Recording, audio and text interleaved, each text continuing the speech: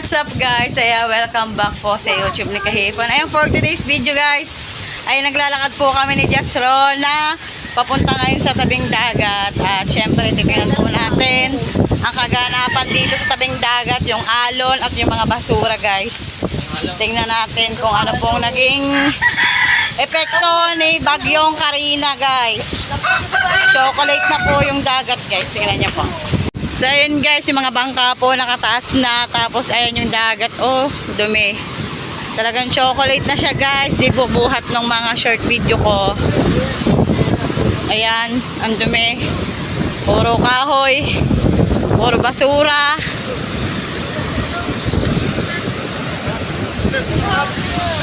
Dito guys, medyo ano lang, konti lang. Ayan. Pinagtanggalan na pala ng kahoy pala dito guys. So ayan, kaya konti lang siya. Ayan. Ayan yung dagat guys. Di buhat nung mga naliligo kami dati. Sobrang ganda, sobrang kate. Pero look naman po ngayon, it's look like a chocolate. See, it's look like a chocolate. So ayun guys, marami po ditong nangunguha ng kahoy, ng plastic, ng mga nyog. Ayan, kita nyo naman po.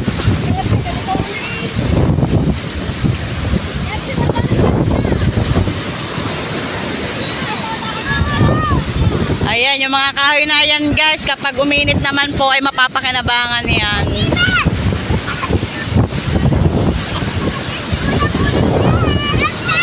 So ayan guys, ayan po yung epekto ni Karina. Ganito po dito sa amin. Ayan, kapag may mga bagyo na dumadating, ayan yung nangyayari. Kahit tabi, dala yan ang tubig. Ayan po, hindi makahanap buhay ang mga taga-tabing dagat.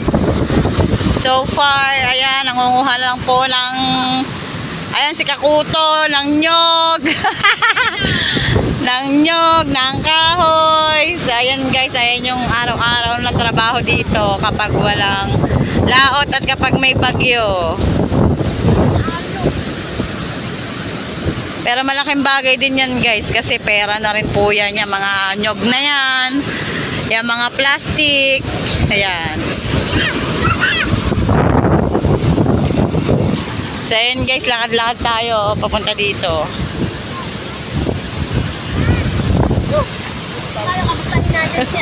Sino? Si Kapain. Nasaan? Si Kapain. Ayan, hindi na iniwanan ang dagat. Maghapon na yun. Ayan guys, yung mga bangka na dating nandito lang. Ayan. Nasa tabi. Ayan. Abad nanse! Maghapon ka na sa dagat! Ayan guys, oh, ang daming kahoy.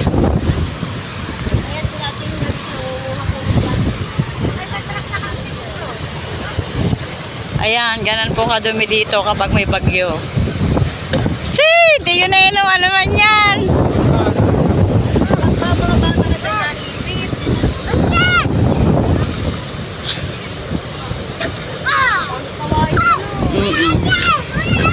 Pakinabang din po yan guys. Ayan. May pera sa basura.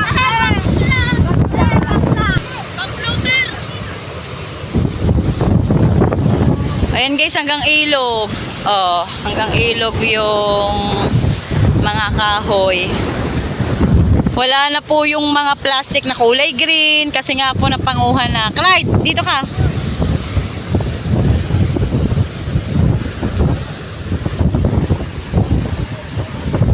Ayun dun pala. Yung iba guys, nakuha na po yung ibang mga plastic at naipakino na nila. Kasi nga po, katulad po ng sinabi ko kanina sa live ko, 3 AM pa lang po, gising na yung mga taga dito sa amin at nangunguha po ng plastic. At syempre, pinapakilo po nila yun sa palengke.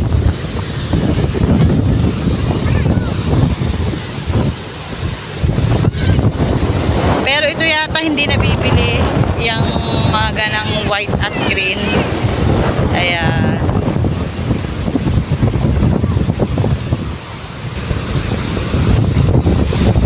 Di ako masyado makalapit guys, gawa nga ng mga tusok-tusok, baka bigla matusok yung paa ko na natakot ako. Tapos isa pa kasama ko si Clyde. Lagi nakasunod ang batang mabait.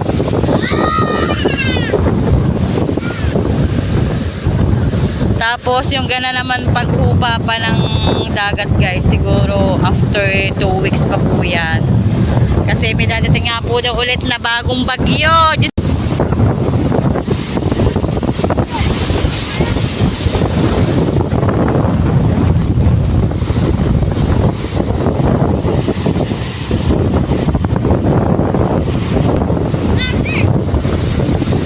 So ayun nga guys, may mga nagbababaan na po ulit mga tao. Ayan, para tingnan ang tabing dagat.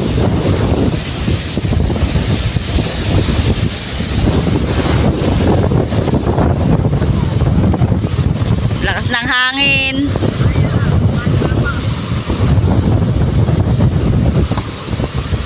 Ayan, tulad niyan guys.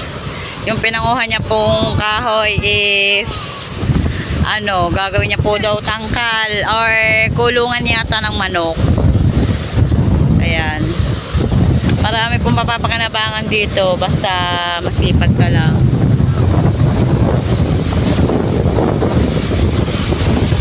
Parang piyesta.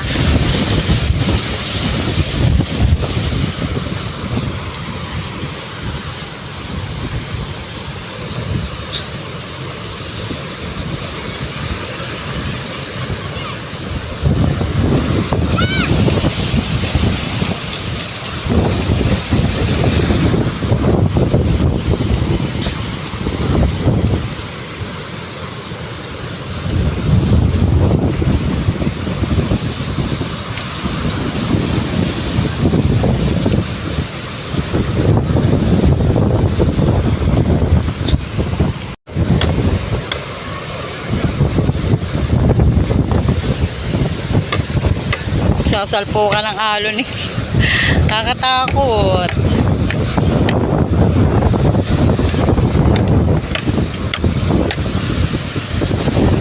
Tingnan natin guys yung ng nyog.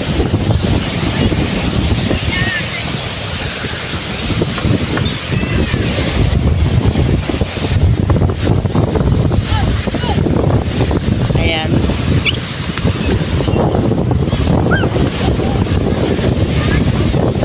Tutoy, nakapagpakilo ka na?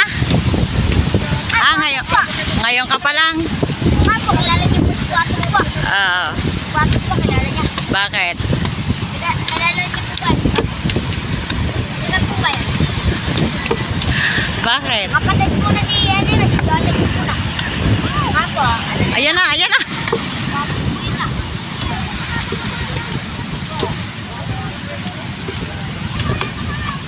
Diba po, mapalimas po kayo. Ay, mapalimas po yun si Seven.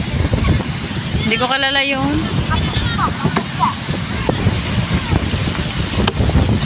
Ayan guys, yung bubuksan nila tapos kung pwedeng ibenta. Magkano kilo niyan? What? 8 pesos guys ang kilo ng ng nyog. Karan siya, si Chloe na lang. Tapos yung plastic naman na nakukuha ng iba is 5 pesos ang plastic. What po? Mami, ako. Mami. Ayan. Siguro may 3 kilo yung nakuha niya. Sa 8 pesos, 24 pesos.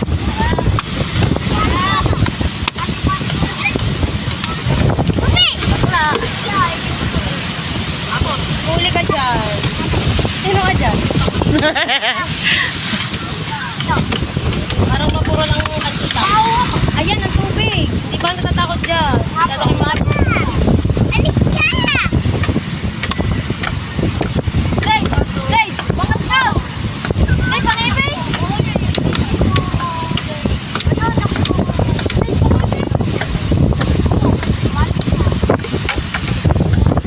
Bakit sa part na yung malinis? Ano, nandito lahat ang Na na daw yun? Na linis na kanina. Paano nilinis? Kanina. Linis talaga?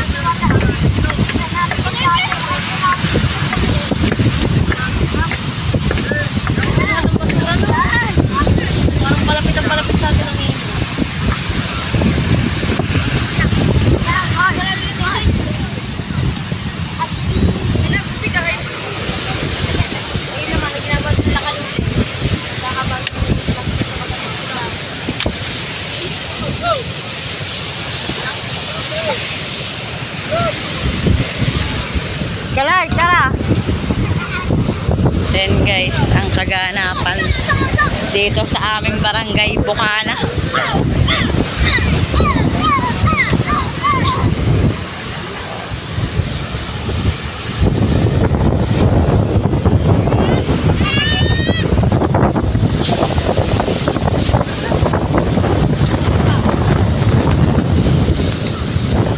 Siguro ang balik ulit ng pagkaganda ng dagat na to guys is siguro after na lahat ng bagyong dumating. Babalik ulit sa dati. Maybe yon, October, November, or minsan kasi December may bagyo pa. Pero sana naman ay wag na. Wag nang dumating pa hanggang December. Kasi talagang mahihirapan yung mga taga rito.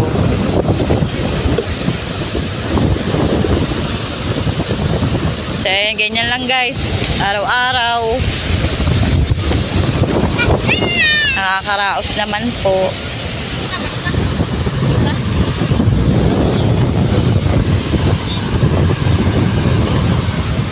Dito na lang.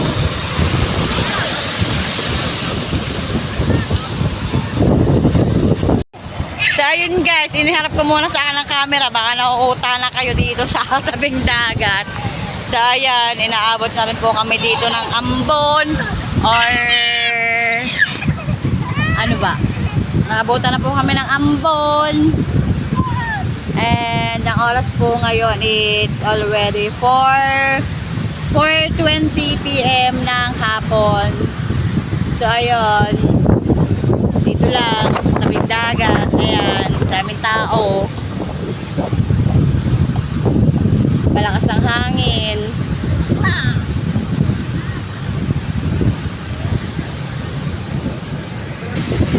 And ayan guys, hanggang dito na muna rin po ang aking vlog. Ayan, maraming salamat po sa inyong lahat sa walang sawang pagsuporta nyo po sa aking mga vlog and sa live po. Maraming salamat po. Ingat po kayo palagi.